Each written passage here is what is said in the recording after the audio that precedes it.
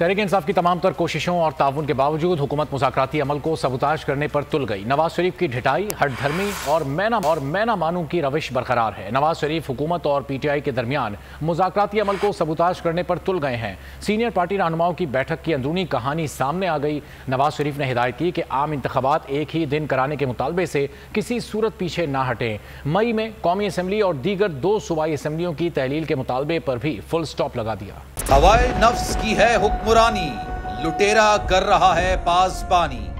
बोल न्यूज के marketing head आकाश राम ताहा लापता, तफ्तीशी इदारे जवाब देने से कासिर।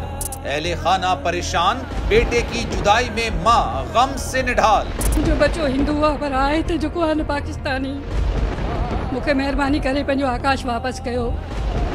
हुकूमत से बेकसूर और मुहिब्बे वतन बेटे की बाजियाबी के लिए फरियाद। आकाश राम के अगवा के खिलाफ अहले खाना की जानिब से सुप्रीम कोर्ट में दरख्वास्त दायर। सुप्रीम कोर्ट के चीफ जस्टिस उमर अता बंदियाल से आकाश राम के अहले खाना की जल्द समाअत की इस्तदा।